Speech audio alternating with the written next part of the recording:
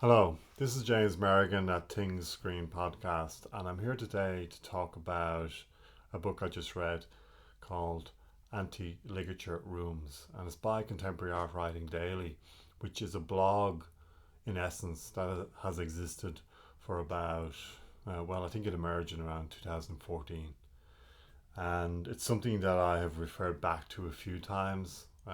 Just it's a space, a writing space that is anonymous.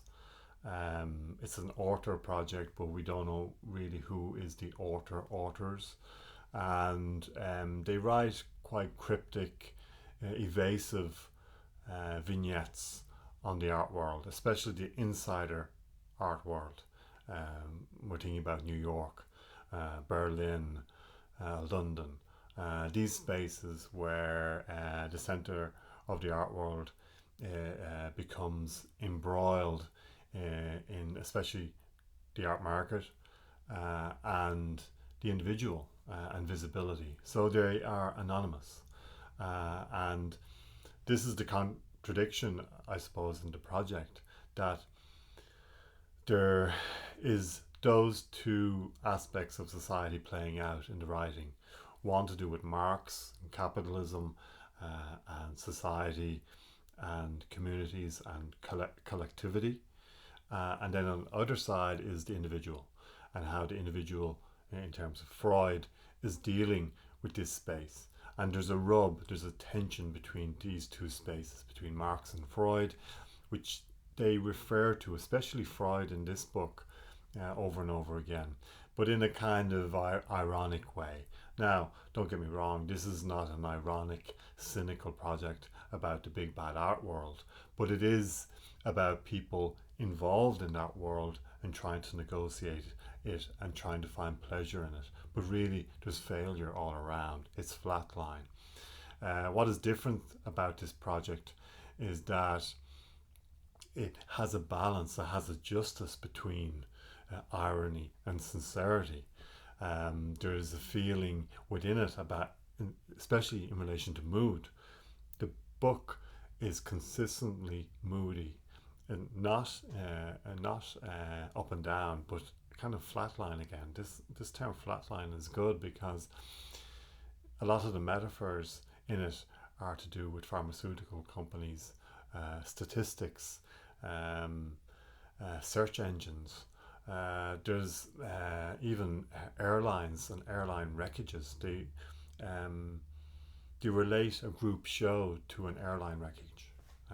And then they talk about display and arrangements and how we haven't really moved on from someone like Marcel Bruters, who was arranging all this stuff, archiving all this stuff behind glass in a kind of dead zoo.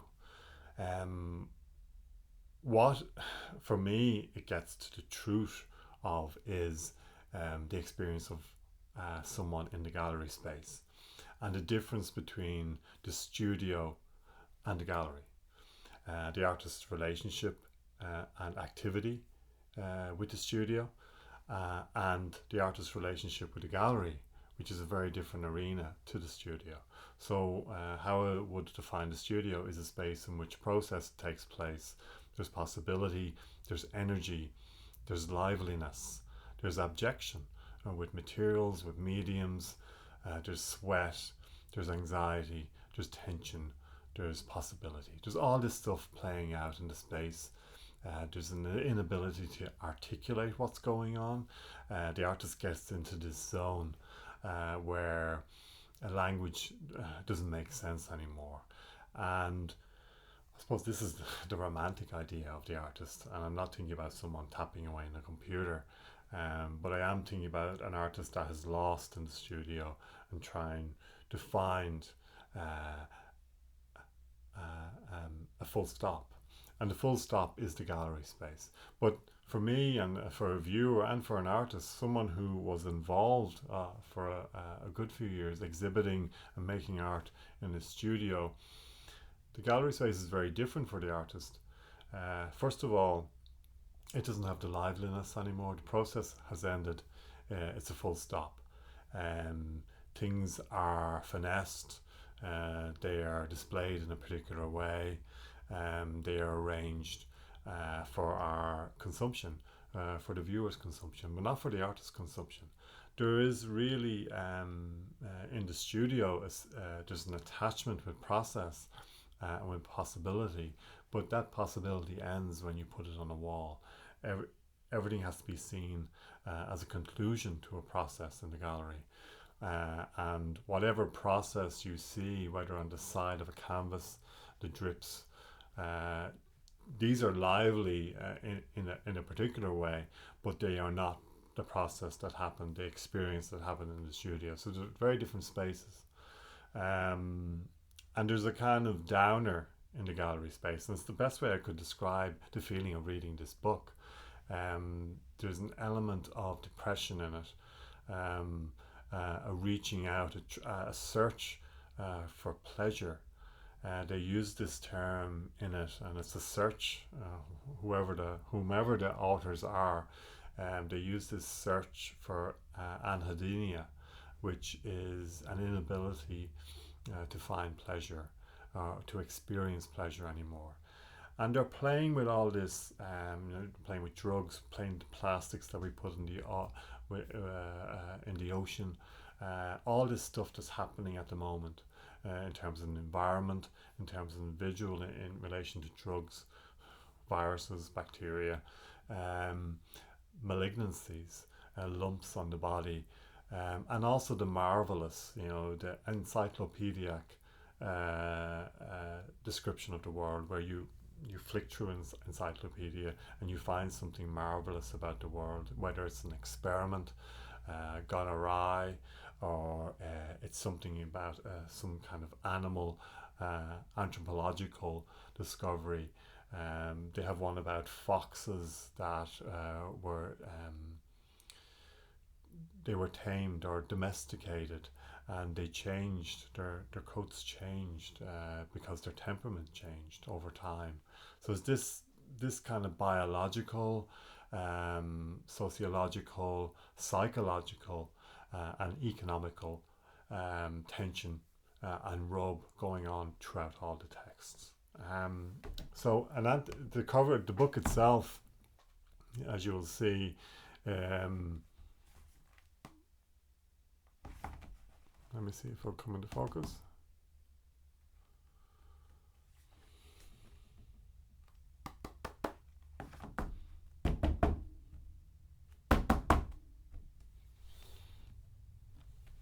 Why isn't this not working anymore?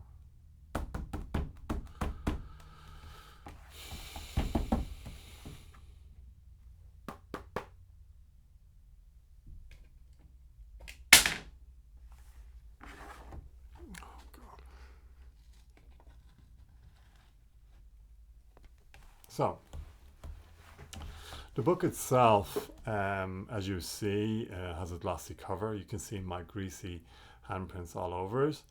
And you see and the authors who work under the pseudonym Contemporary Art Writing Daily. And it's published by Cabinet and Plea, whom represent them in some way. I'm not sure what their relationship with them is, but they have somehow distributed this writing into the world in book form. It's cheaply made, but I kind of love it for that.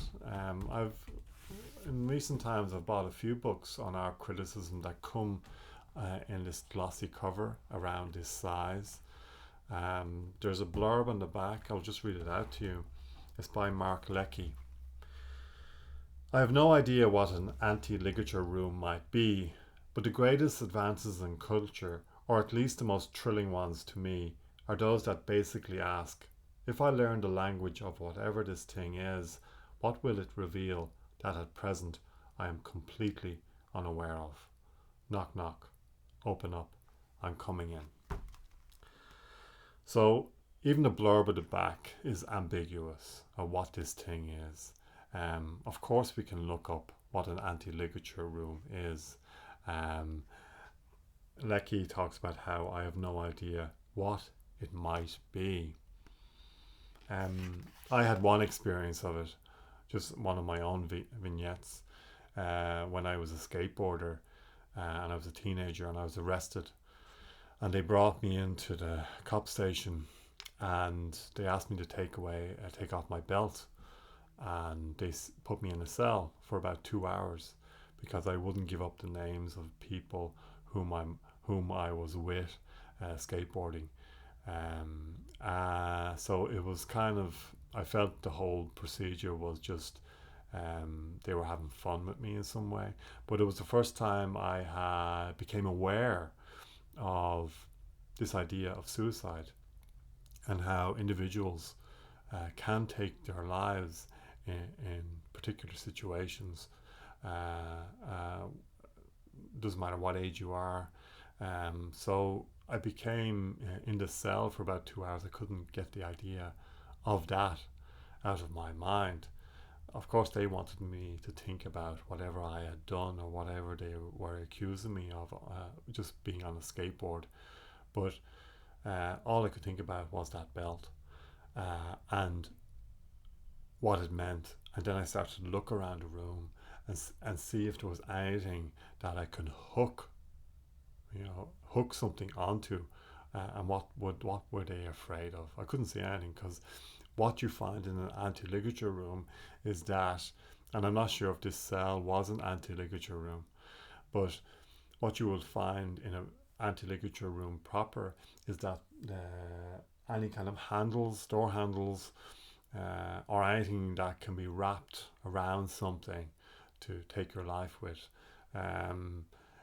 is adapted so everything flops down or slants or curves, so you can't really find a hook or something that you can lever off to take your life. There's a description in here of an anti-ligature room in the first, just past the blurbs. So, when planning the anti-ligature construction or refurbishment of a bedroom or bathroom, it is essential in the design process to eliminate points where a cord, rope or bedsheet can be looped or tied to a fixture in order to create a point of ligature, which may result in self-harm or, in extreme cases, loss of life. There are a variety of ways in which we can safeguard against ligature in these areas. So I just want to move this up. Okay. So the book itself, I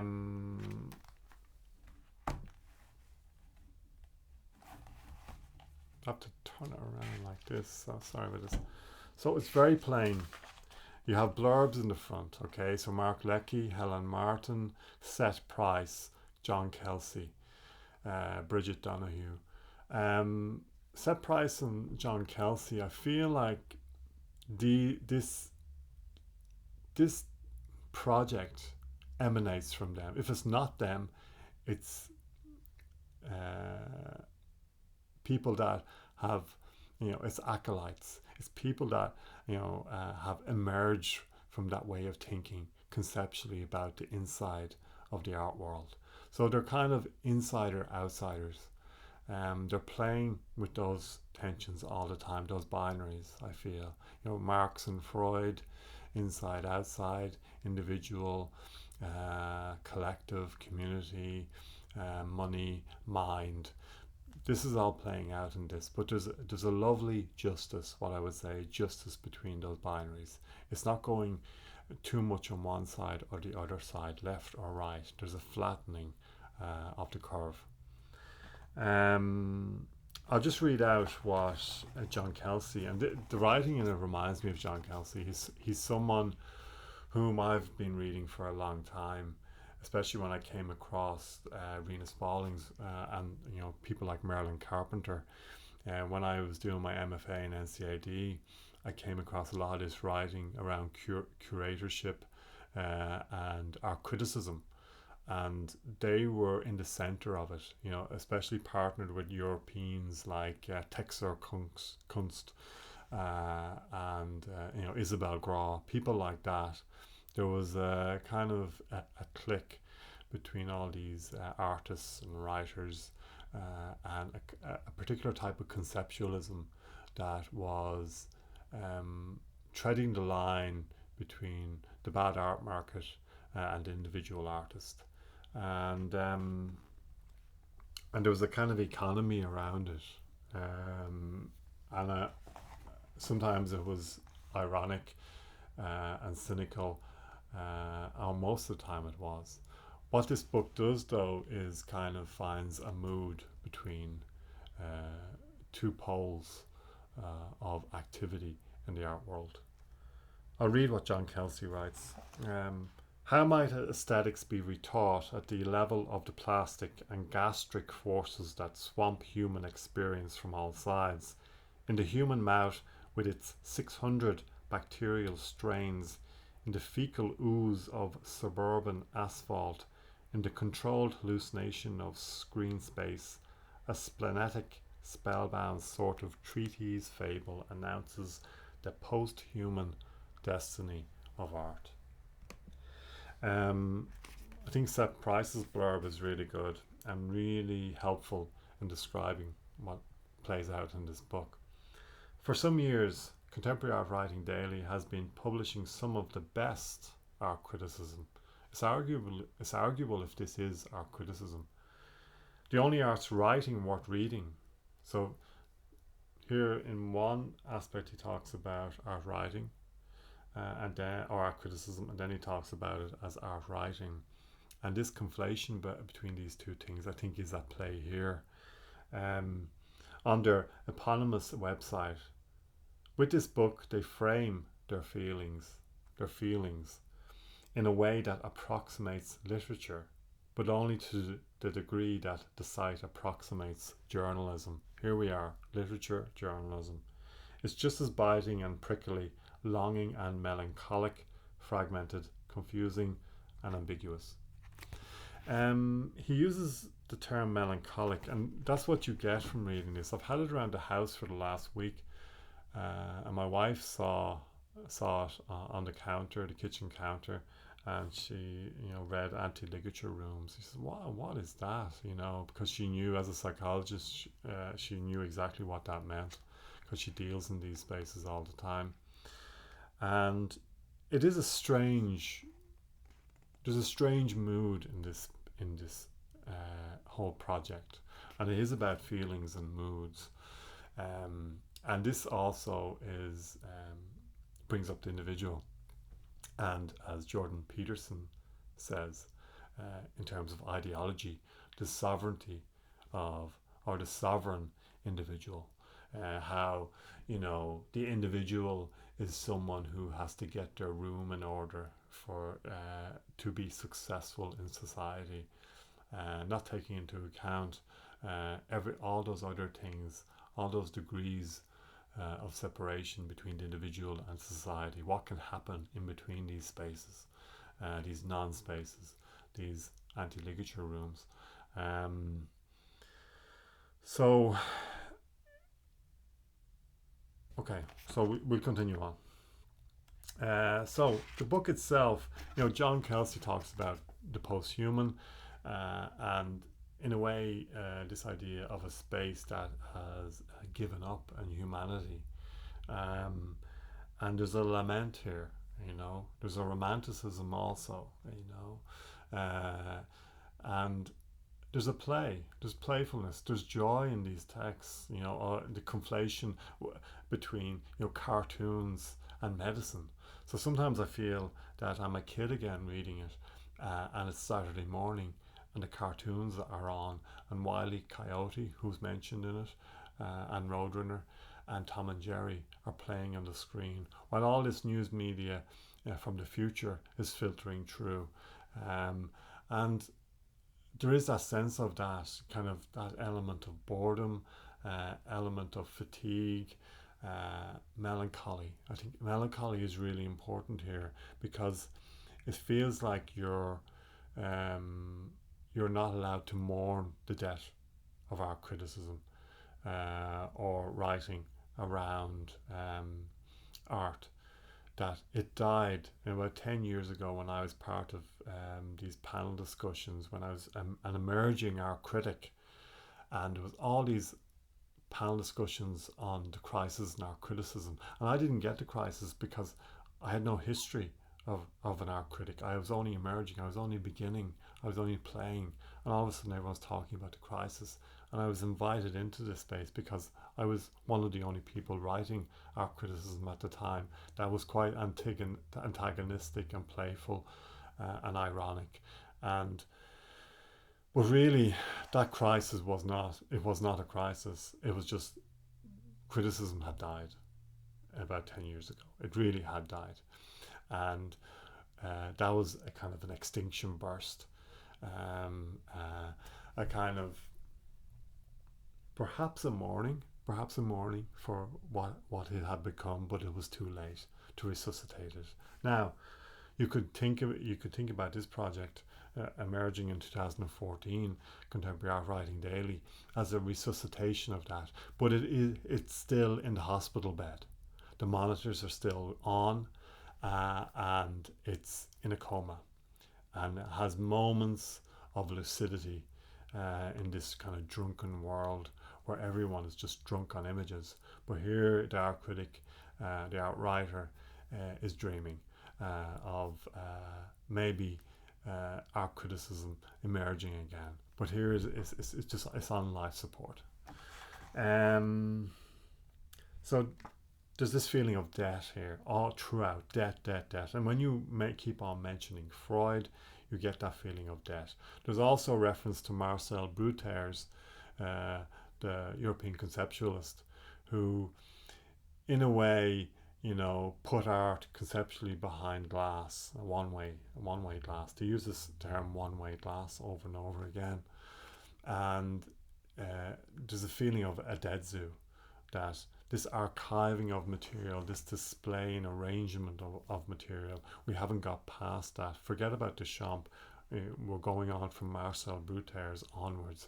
And this display of work, something to be looked at through glass, is where we're still at. So the dead zoo, you have cartoons, you have one-way glass, you have all these symptoms of culture, the searching for something, searching for pleasure in particular. They mentioned this term anhedonia, which is the inability to experience pleasure anymore. So they put that into a search engine, and they put it up with Contemporary Art Daily, and they see kind of peaks and troughs in the searching for these terms. There's also kinks and fetishes being searched in this book, and they're represented as engrams. So you have stats of how many clicks certain search terms came up, but they're always on the side of kinks and culture, sexual or otherwise, political kinks.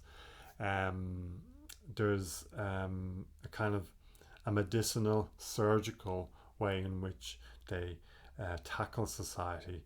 There's a term called bikini milk. This conflation, it feels like sometimes like, someone like William Burroughs cut-ups, where they're cutting up particular descriptors and metaphors and putting them together. I think of someone like Georges Bataille. There's an eroticism in it, but a kind of withholding.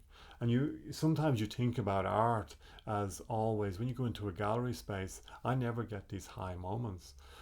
Perhaps I get them sometimes when I'm writing, that I feel I've seen it for the first time when I leave the gallery. But in the gallery, I feel it's a flatline experience, and you're struggling with it, and that they use terms like meat space as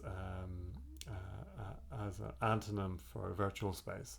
So all we can talk about that physical space is a meat space. But going back to this idea of symptoms, and they use this other term called comorbidity, which is a sequence of symptoms or even diseases that are connected to a primary disease, which are chronic around the individual.